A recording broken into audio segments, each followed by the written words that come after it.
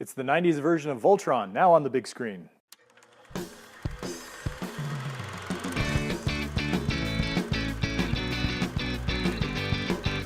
Hello everyone and welcome to Movie Reviews by Josh. My name is Josh Terry and today I'm going to be talking about the new Power Rangers movie, which is the latest big screen version of that 90s campy TV show sci-fi superhero thing that I didn't watch. So for those of you who are uninitiated or those of you who just want me to do my job right, the Power Rangers are a group of teenagers who are called together by these ancient kind of stone coin things, and they're all monochromatic and they have suits and they fight against bad guys to protect the Earth. That stuff, as near as I can tell, is pretty intact. So the movie starts with a prologue set 65 million years ago when an alien who's colored light blue and played by Bryan Cranston, which seems kind of appropriate if you think about it, buries some coins that are meant to recruit a new team of Power Rangers in our day, 65 million years later. So Power Rangers is set in our day. It's in this little fishing village.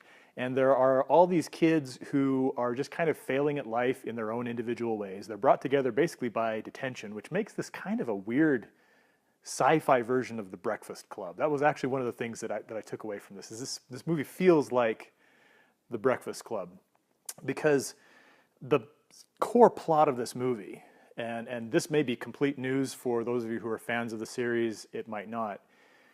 The essence of the movie is that these guys have to get together as friends, as confidants. They have to trust each other, they have to believe in each other before they can actually get the cool superhero suits and do all that stuff. And so the majority of the movie is them trying to learn to get along, and it really is got kind of a Breakfast Club vibe to it. Eventually, in the third act, they do have a big battle, and it's considered a spoiler alert, but they are able to get their suits on and get their groove on, so to speak. Just in time to fight Rita Repulsa. And yes, that is a true bad guy name, not one of my favorites. Elizabeth Banks plays her and really, really tries hard. She really kind of tries to camp things up. And she's one of the only elements of the movie that does camp things up because even though I was not a fan of this series, I was aware of the fact that the show was campy and kind of goofy and over the top because it was using a lot of repurposed Japanese action footage.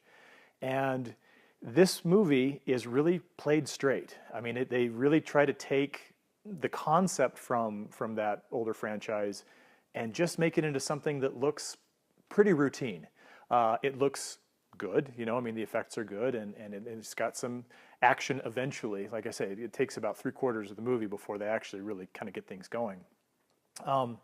But for a franchise that's famous for kind of having that campy personality, it's not there in this. There are a lot of allusions to the original series, and I think that people who are fans of the Power Rangers are going to see things that it's going to make them smile and it's going to make you laugh.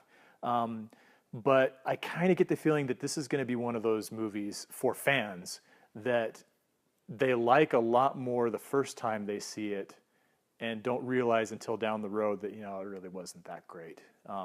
It ends on such a big bang note that I think you can leave the theater thinking, oh, wow, that was pretty intense, because you've temporarily forgotten that it took 2/3 of the movie to actually do anything. Overall, though, Power Rangers is not a bad movie.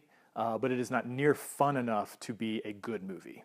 So for that reason, I wound up giving Power Rangers 2.5 stars out of 4. I was kind of veering between 2 and 2.5. I honestly think that graded objectively, it's not too bad, but when you add in the additional context, it just kind of falls short. Power Rangers is rated PG-13 for typically the sci-fi action violence. There's also some vulgarity in talk and some of the dialogue, There's a joke early on that I'll just let you endure it on your own if you choose to go see this movie. So thanks as always for watching. This has been Movie Reviews by Josh, and I have been and shall be and will continue to be Josh Terry. On your way out, be sure to subscribe and keep your notifications on so you can see our new movies as soon as they are posted. And thanks again to our friends at Rockagator for supporting all of our efforts.